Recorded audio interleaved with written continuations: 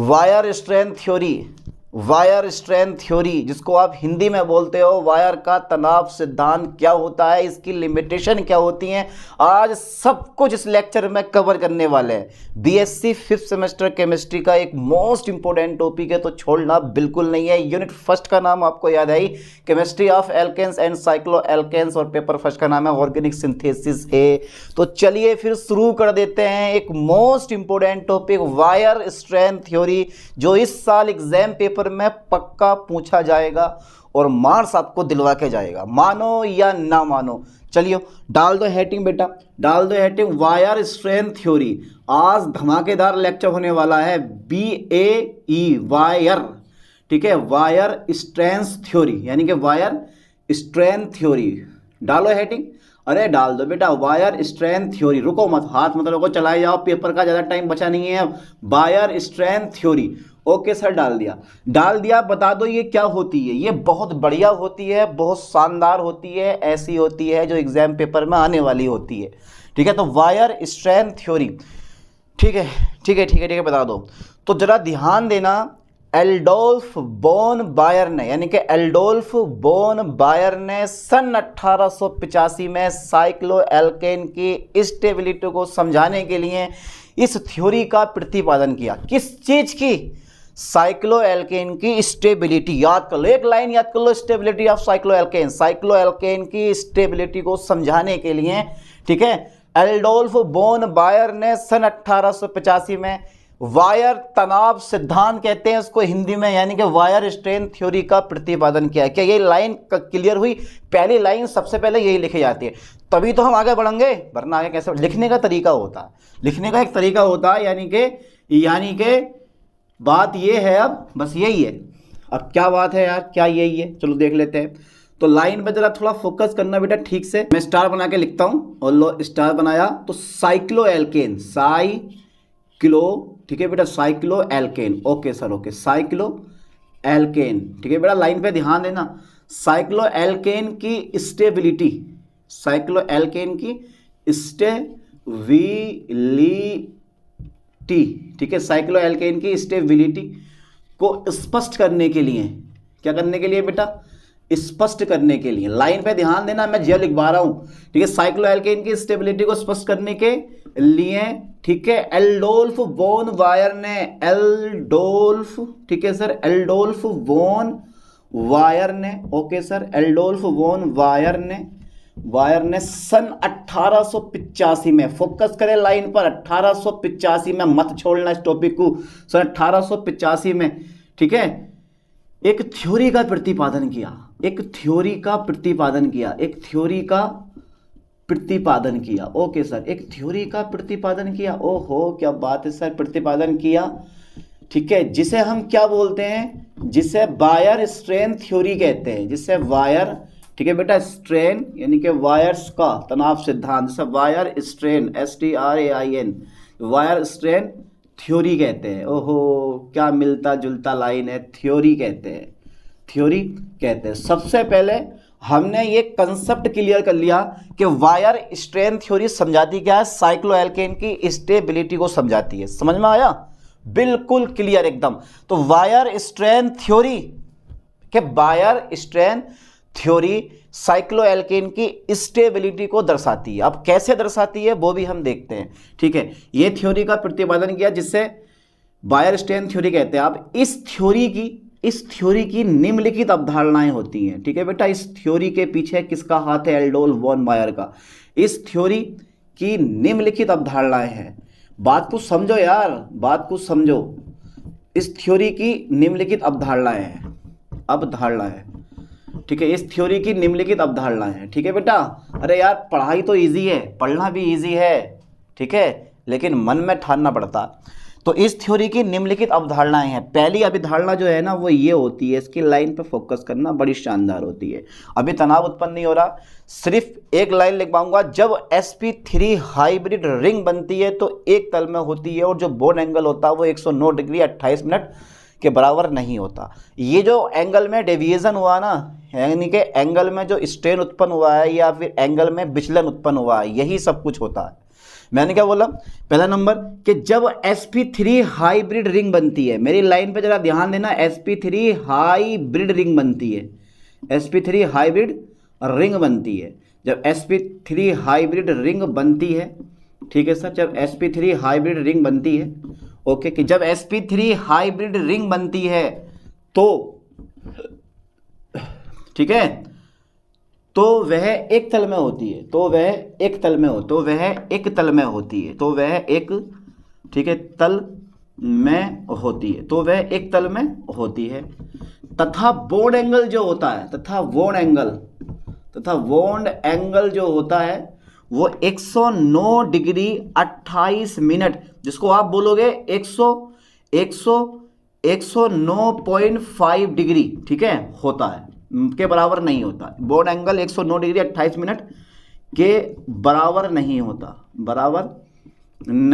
है, right, okay sir, right होता है, ठीक है। लाइन पे ध्यान देना, जब sp3 हाइब्रिड रिंग बनती है तो वह एक तल में होती है तथा बॉन्ड एंगल 109 डिग्री 28 मिनट के बराबर नहीं होता।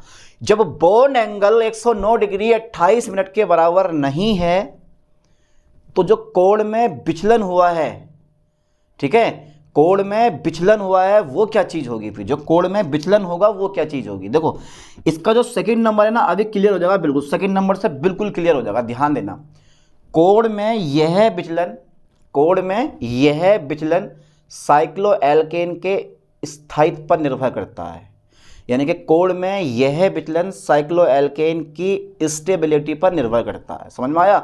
कोण में यह विचलन साइक्लोएल्केन की स्टेबिलिटी पर निर्भर करता है, ठीक है, ये लाइन पे ध्यान देना। अब कोण में विचलन उत्पन्न होने से अणु में तनाव उत्पन्न होता है, कोण में विचलन उत्पन्न होने से क्या होता है, अणु में तनाव उत्पन्न होता है। ये लाइन पे ध्यान देना बेटा, ये लाइन पे ध्यान देना, देखो ध्यान से मैं एक लाइन लिखने वाला हूं, यानी कि कोण में यह विचलन, फोकस करें, कोण में, ठीक है बेटा, कोण में यह विचलन जो होता है, यह विचलन, कोण में यह विचलन किसकी बेटे, अणु के, यानी कि जो हमारा साइक्लोएल्केन का अणु है ना, कोण में यह विचलन अणु की, ठीक है, स्टेबिलिटी पर निर्भर करता है, स्टेबिलिटी,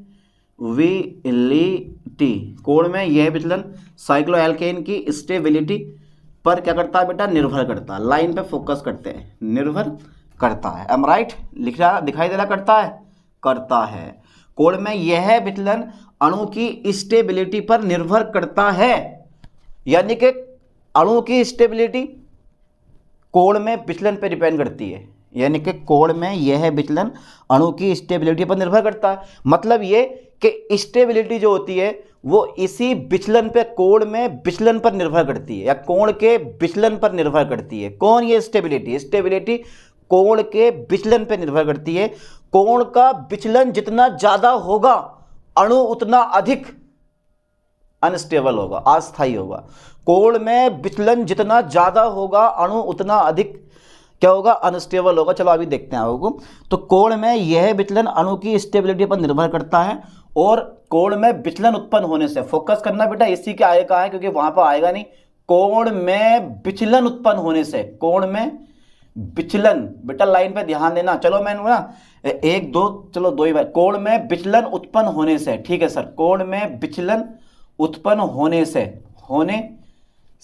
अणु में तनाव उत्पन्न होता है। अणु में क्या होता है बेटा, अणु में तनाव उत्पन्न होता है। कोण में विचलन उत्पन्न होने से अणु में तनाव उत्पन्न होता है, ठीक है, अणु में तनाव उत्पन्न होता है। क्या टॉपिक लिया है सर आपने, उत्पन्न होता है। पहली लाइन खत्म। कोण में यह विचलन अणु की स्टेबिलिटी पर निर्भर करता है, ठीक है, कोण में विचलन उत्पन्न होने से अणु में तनाव उत्पन्न होता है। अच्छा, इसका पहला, दूसरा, तीसरा नंबर क्या आता है। मैंने क्या बोला, कोण में विचलन जितना अधिक होगा अणु उतना अधिक अनस्टेबल होगा, नॉट स्टेबल, अणु उतना अधिक अनस्टेबल होगा। जितना विचलन होगा अणु उतना ज्यादा अनस्टेबल होगा और उतना ज्यादा क्रियाशील होगा। अणु जब यह अनस्टेबल है, जितना ज्यादा अनस्टेबल होगा, अस्थायी होगा, वो उतना ज्यादा क्रियाशील भी होगा। ये सिंपल सी बात है। तो थर्ड नंबर में लिखवाने वाला हूं यहाँ पे, यानी कि कोण में विचलन जितना अधिक होगा, कोण में विचलन जितना अधिक होगा, फोकस करें लाइन पर ठीक से, कोण में विचलन जितना अधिक होगा मेरे दोस्तों, कोण में विचलन जितना अधिक होगा, ठीक है, कोण में विचलन जितना अधिक होगा, ठीक है, अणु उतना अधिक कैसा होगा, अणु उतना अधिक जो है ना, अणु उतना अधिक, यानी कि अणु उतना अधिक, ठीक है, उतना अधिक अनस्टेबल होगा, ठीक है, उतना अणु यानी कि कोण में विचलन जितना अधिक होगा अणु उतना अधिक अनस्टेबल होगा, ठीक है, यानी कि अस्थायी होगा, अनस्टेबल होगा। अरे यार बात को समझो, क्योंकि बात ऐसी है, बस ऐसी है, कोण में विचलन जितना अधिक होगा अणु उतना अधिक अनस्टेबल होगा, होगा लिखो, नोट होता है, ठीक है, माय मिस्टेक, कोई दिक्कत नहीं है। कोण में विचलन जितना अधिक होगा अणु उतना अधिक अनस्टेबल होगा, ठीक है सर, ठीक है, यानी कि डेविएशन इन एंगल, एंगल में एंगल कोण का विचलन जितना अधिक होगा अणु उतना अधिक अनस्टेबल होगा। चलो एक सारणी से इस चीज को समझेंगे, ठीक है। तो सबसे पहले कोण, तीसरा नंबर हमारा पूरा हुआ। चौथा नंबर हमारा कोण में विचलन जितना अधिक होगा अणु उतना अधिक अनस्टेबल होगा। चौथा नंबर यह है, बड़ी संरचनाओं में तनाव कम उत्पन्न होता है। जितनी संरचनाएं बड़ी होंगी उनमें तनाव क्या होता है, कम उत्पन्न होता है, ठीक है, ये लाइन है। या मैं बोल सकता हूं कि अधिक कार्बन परमाणु संख्या वाले साइक्लोएल्केन में तनाव कम उत्पन्न होता है। ये लाइन लिखवा दे जाओ मैं, अधिक, ठीक है, लाइन पर फोकस करना, यह सबसे बड़ी कमी है इस वेयर यानी कि वायर स्ट्रेंथ थ्योरी की। सबसे बड़ी कमी यह होती है कि अधिक, लाइन पे फोकस करना, कि अधिक, इसका एजम्पशन है पर कमी भी यही है, अधिक कार्बन परमाणु वाले, ध्यान देना, अधिक कार्बन परमाणु वाले, अधिक कार्बन परमाणु वाले, लाइन पर फोकस करो, अधिक कार्बन परमाणु वाले, ठीक है, अधिक कार्बन परमाणु वाले, यार अधिक कार्बन परमाणु वाले साइक्लोएल्केन, साइक्लोएल्केन, अधिक कार्बन परमाणु वाले साइक्लोएल्केन में क्या होता है बेटा, तनाव कम उत्पन्न होता है। तनाव कैसा होता है, कम उत्पन्न होता है। यार मेरी बात को फोकस करें ध्यान से, कम उत्पन्न होता है यार, ये बात है, यानी कि अधिक कार्बन परमाणु वाले साइक्लोएल्केन में तनाव कम उत्पन्न होता है। वाह क्या बात है। पांचवा नंबर कोई है सर? अगर पांचवा नंबर है तो वो भी बता दो। अरे क्यों ना बताऊंगा यार, कोण में विचलन की गणना की जा सकती है, कि कोण में विचलन की गणना की जा सकती है। अरे सर क्या लाइन कही है, लेकिन ये कार्बन परमाणु की संख्या पर निर्भर करती है। कोण में, हाँ हाँ बोलो बेटा, कोण में विचलन की गणना की जा सकती है, कि कोण में विचलन की गणना की जा सकती है, और यह कार्बन परमाणु की संख्या पर निर्भर करती है। एक शायरी हो गई है। चलो कोण में, लाइन पे ध्यान देना, कोण में विचलन की गणना की जा सकती है। कोण में विचलन है भाई, विचलन होता है क्या आता नहीं यार। कोण में विचलन की गणना की जा सकती है, कोण में विचलन की गणना की जा सकती है। शक्तिमान बना दो इसे, आज शक्तिमान बना दो। कोण में विचलन की गणना की जा सकती है, और ये जो होता है ना, यह है, ठीक है बेटा, कार्बन परमाणु की संख्या पर निर्भर करता है। यह है कार्बन परमाणु की संख्या पर निर्भर करता है। संख्या पर क्या करता है बेटा, निर्भर करता है। ओके ओके, निर्भर करता है। बहुत बेस्ट लाइन लिखी है। अब बताओ यार, 5 पॉइंट काफ़ी हो गए? ये 5 पॉइंट है। अभी इनकी लिमिटेशन भी पढ़नी है, चार्ट भी पढ़ना है, अभी काफ़ी चीज़ें होती हैं। देखो ये थ्योरी हो, ये 5 के 5 पॉइंट आपको एग्जाम पेपर में लिख के आना है। बहुत बहुत इंपॉर्टेंट है, श्योर इस बार आने वाला क्वेश्चन है। कल या परसों में आपका जब भी आपका पेपर हो, पक्का फंसेगा, ये ध्यान देना लाइन पे। चलिए इसको जल्दी फास्टली स्क्रीनशॉट ले लो, फटाफट तेजी से ले लिया, पक्का हटा दें इसको। सोच लो एक बार और, जो बीत गया वो गया है भाई, जो बीत गया वो गया। तो शायद सॉन्ग सुना होगा आपने, जो बीत गया है वो अब दौर ना आएगा। कर लिया? ठीक है सर ठीक है भैया, इसको मैंने इरेज कर दिया। अब मैं पूरा इरेज करना पड़ेगा मुझे, पूरा। तो यार पेपर कैसे गए आप लोगों के, जल्दी बताओ, पेपर कैसे गए आप लोगों के? है भाई, अच्छे गए ना पेपर? पेपर होते जा रहे हैं धीरे धीरे आपके। जूलॉजी बॉटनी के पेपर हो चुके हैं अब तक, फिफ्थ सेमेस्टर वालों के। जिनके नहीं हुए हैं वो तैयारी करें, पेपर देखें। ओके सर, चलो आगे बढ़ाते हैं कहानी। तो अब जो है ना, लाइन पर फोकस करना है। एक चार्ट बनेगा छोटा सा, नन्हे मुन्ने बच्चों वाला आज, और वो बनाते हैं चार्ट एक छोटा सा, ठीक है। जरा लाइन पे ध्यान देना, चार्ट बना दे रहा हूँ मैं, काफ़ी बड़ा सा चार्ट बनेगा। सीरियल नंबर पहले डालना है आपको, सीरियल नंबर डाल दो आप, ठीक है बेटा, ठीक है। इसके बाद में यानी कि नेम ऑफ साइक्लो एल्केन के नाम लिखो। साइक्लो एल्केन बहुत ज़रूरी है, साइक्लो एल्केन्स, ठीक है बेटा। इसके बाद में number of carbon atom, number of carbon atom, ठीक है, नंबर ऑफ कार्बन एटम। चलो लो सर ये आ गया। फिर डेविएशन, डेविएशन, चलो डेविएशन में मतलब विस्टर्न, इसको स्ट्रेन भी कहते हैं हम, कोई दिक्कत नहीं है, स्ट्रेन बोल दो, स्ट्रेन बोल दो, कोई बात नहीं है। डेविएशन मन नहीं कर रहा है लिखना तो स्ट्रेन बोल दो। और फिर लास्ट में इनकी स्ट्रक्चर आ जाती है STRUCTURE, ठीक है, लास्ट में इनकी स्ट्रक्चर आ जाती है, ठीक है राइट। सबसे पहले सीरियल नंबर 1 लेते हैं हम, और साइक्लो एल्केन का लगता है साइक्लोप्रोपेन, साइक्लोप्रोपेन, ठीक है बेटा, प्रोपेन, साइक्लोप्रोपेन ले लेंगे। एक हम साइक्लोब्यूटेन ले लेंगे, कोई दिक्कत नहीं है। फिर एक हम साइक्लोपेंटेन ले लेंगे, साइक्लोपेंटेन ले लेंगे हम, ठीक है। फिर साइक्लोहेक्सेन भी ले लेंगे। अरे यार थोड़ा सा ना गैप देके लिखो, क्योंकि यार बहुत लंबी कहानी पहुंचेगी इसकी। साइक्लोब्यूटेन और साइक्लोपेंटेन, ठीक है। साइक्लोहेक्सेन थोड़ी नीचे से और कर दो, चलो कोई दिक्कत नहीं है, जगह से बता रही है।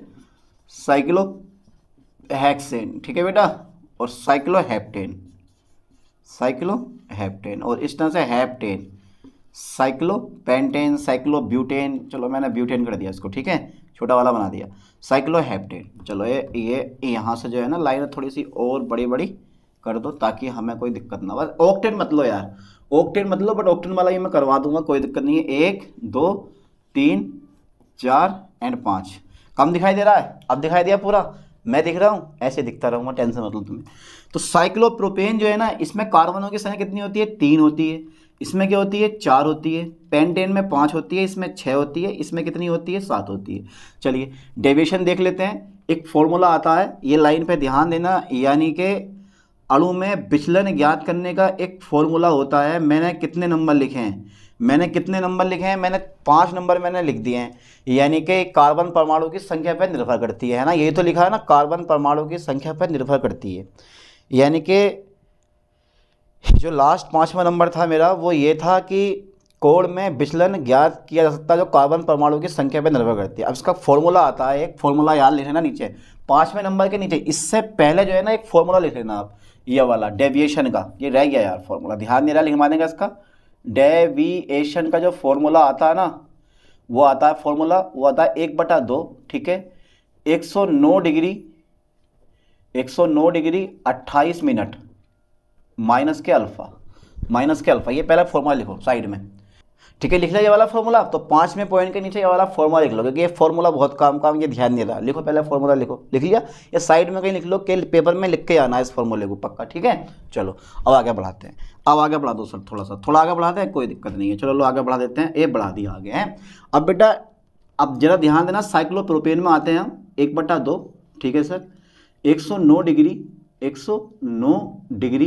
28 मिनट, ठीक है, माइनस के, ठीक है। साइक्लोप्रोपेन का एंगल होता है 60 डिग्री, ठीक है।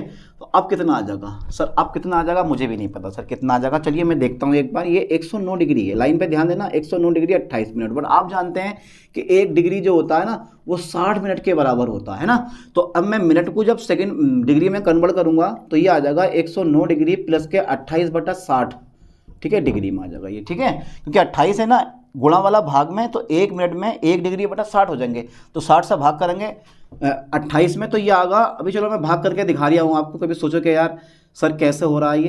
तो 60 की भाग 28 में करो, दशमलव लगा, 0 बढ़ा दो, ठीक है।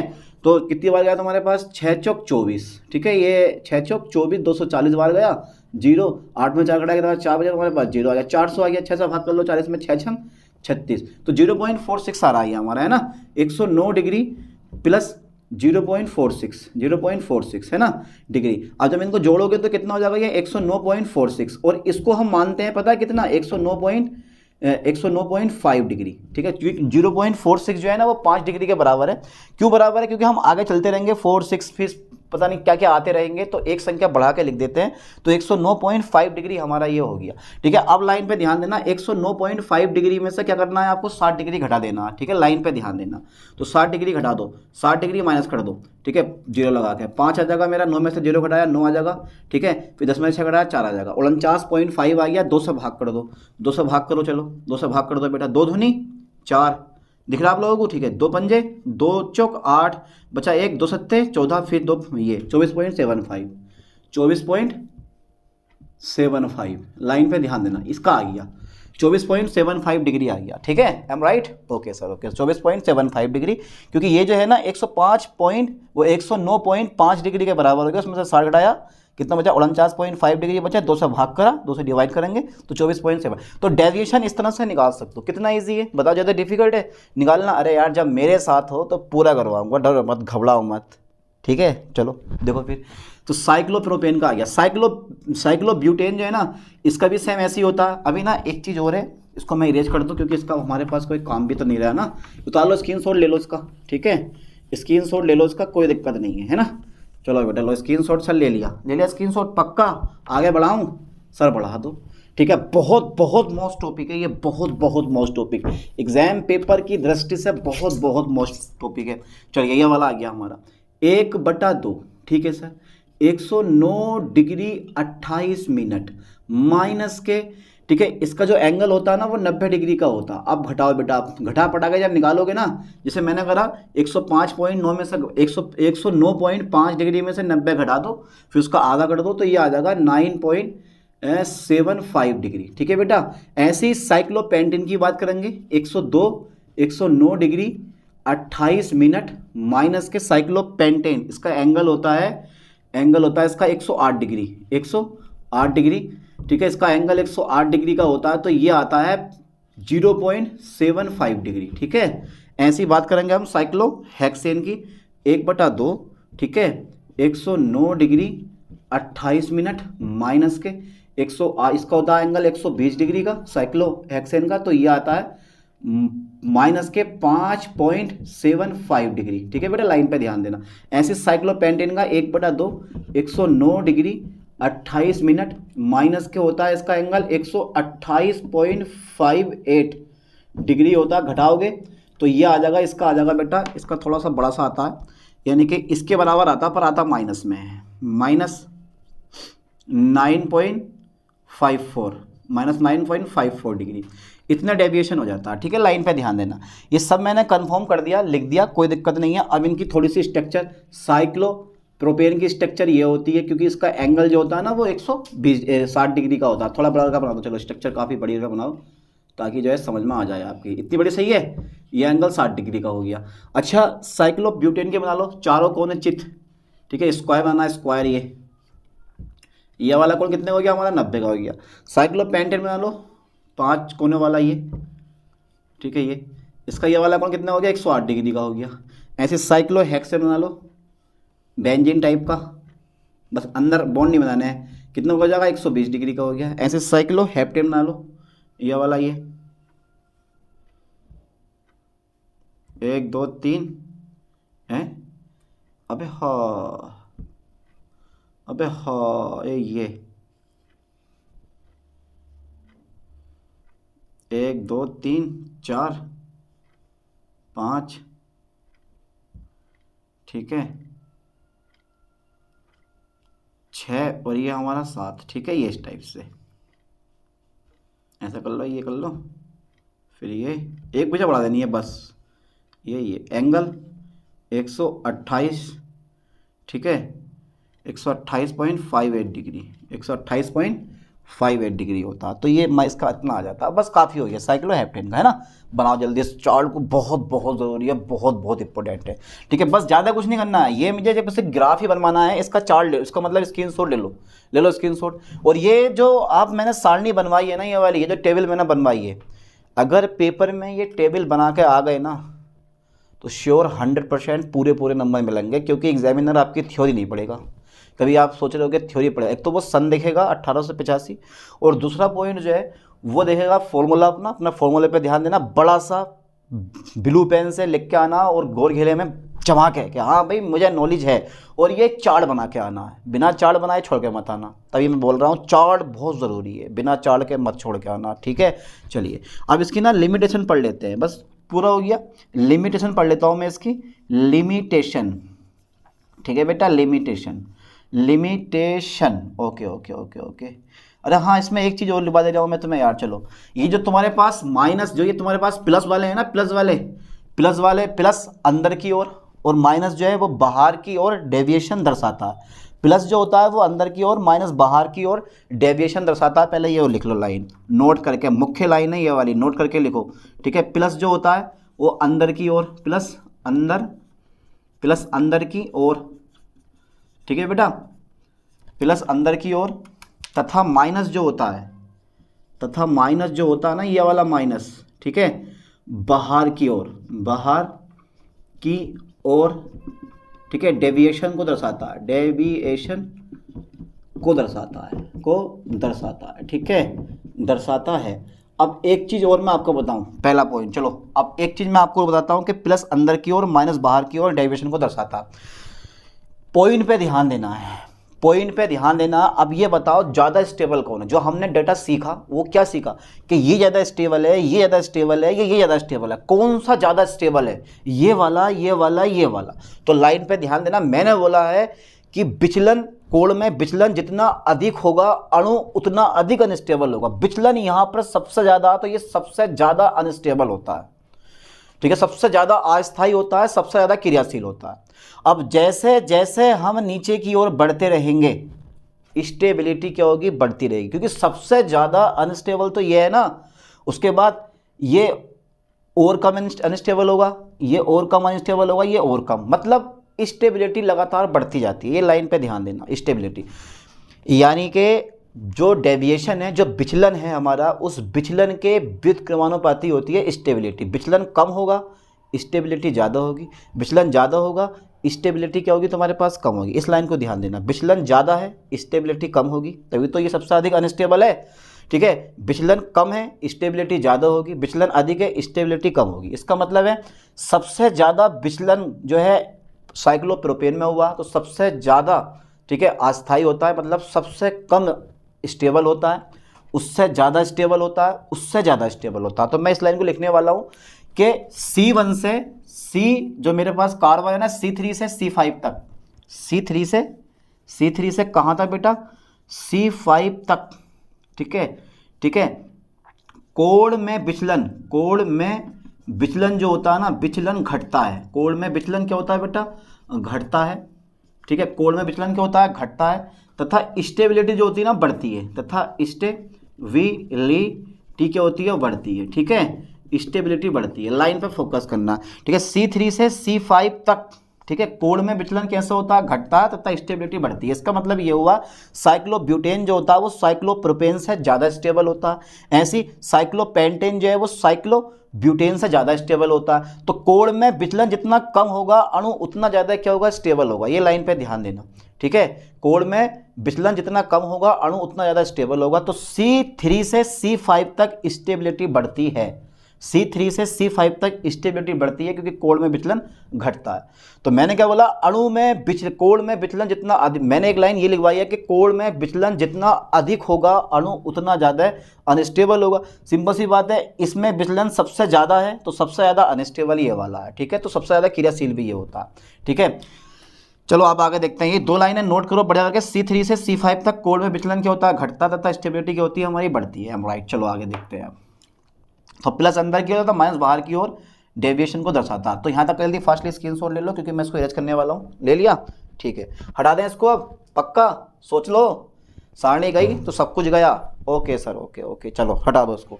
चलो भैया, बहुत काम की चीज़ है ये जो लाइनें मैंने लिखी है, नोट करके जो लिख पाया, यही बहुत काम की चीज़ है। डेविएशन जो होता है वो स्टेबिलिटी के व्युत्क्रमानुपाती होता है। जितना कम डेविएशन, मतलब जितना कम विचलन होगा अणु उतना ज़्यादा स्टेबल होगा, ठीक है।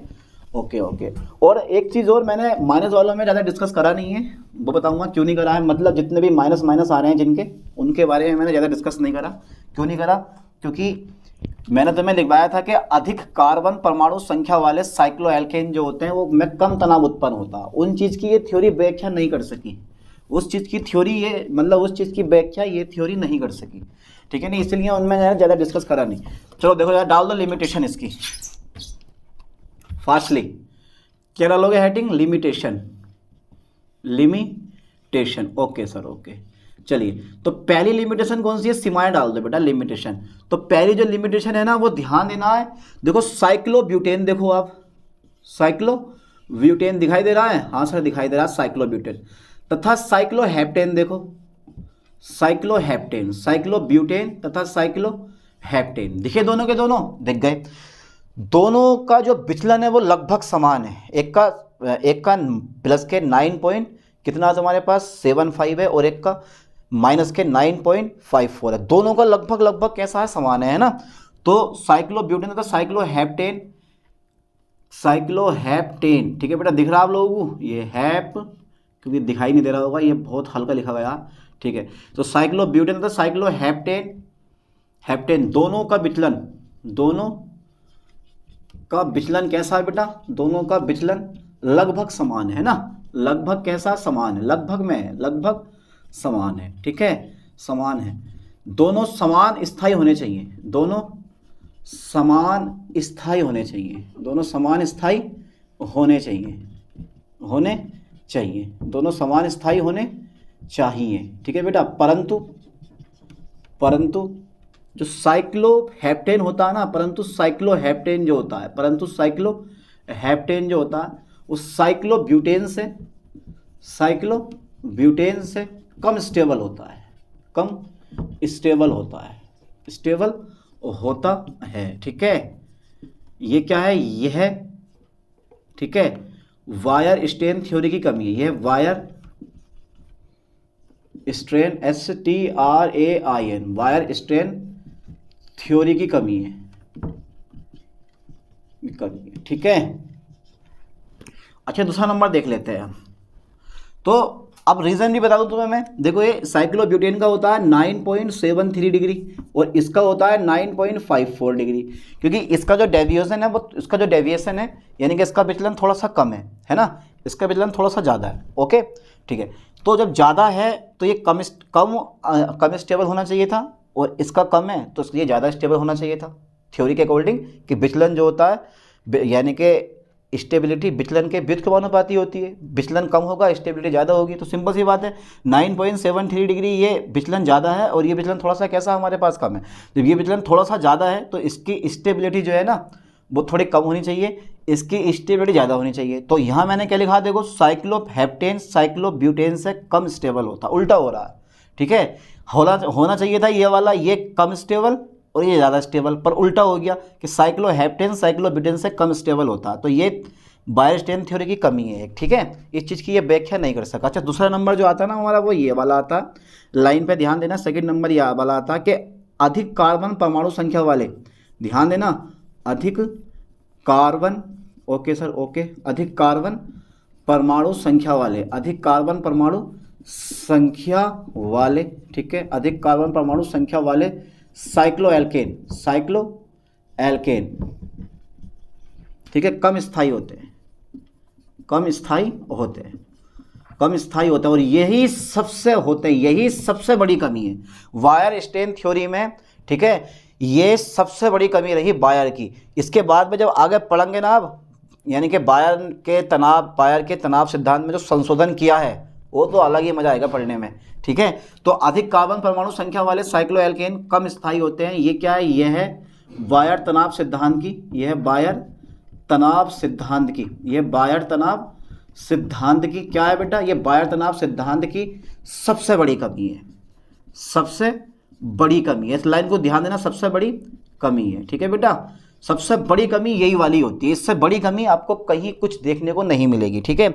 अच्छा, इसमें एक कमी और है, ठीक है, तो चलो एक कमी और लिखवा देता हूं मैं, तीसरी। देखो, जिन विधियों द्वारा आप साइक्लोप्रोपेन साइक्लोब्यूटेन साइक्लोपेंटेन बना सकते हो उन विधियों से आप साइक्लोहेक्सेन नहीं बना सकते। और ये जो होता है साइक्लोहेक्सेन के असामान्य व्यवहार का वर्णन नहीं कर सकता, ठीक है। लिख दे रहा हूँ मैं इस लाइन को भी, जिन विधियों द्वारा, ध्यान देना बेटा, जिन विधियों द्वारा, ठीक है, जिन विधियों द्वारा कौन सा? साइक्लोप्रोपेन, साइक्लोप्रोपेन, जिन विधियों द्वारा साइक्लोप्रोपेन साइक्लोपेंटेन ब्यूटेन, जिन विधियों द्वारा साइक्लोप्रोपेन, साइक्लोब्यूटेन तथा साइक्लोपेंटेन साइक्लोपेंटेन बनाया जा सकता है, ठीक है, बनाया जा सकता है। यानी कि जिन विधियों द्वारा साइक्लोप्रोपेन, साइक्लोब्यूटेन तथा साइक्लोपेंटेन बनाया जा सकता है, उन विधियों द्वारा, ठीक है बेटा, उन विधियों द्वारा साइक्लोहेक्सेन नहीं बनाया जा सकता, साइक्लोहेक्सेन नहीं बनाया जा सकता, ठीक है, लाइन पे ध्यान देना, साइक्लोहेक्सेन नहीं बनाया जा सकता है, ठीक है, एम राइट। ये क्या है, अतः करके मैं दे रहा हूं क्या, अतः, ठीक है, अतः यह थ्योरी, ठीक है बेटा, अतः यह थ्योरी, ठीक है, साइक्लोहेक्सेन के असामान्य व्यवहार को स्पष्ट नहीं कर सकती है।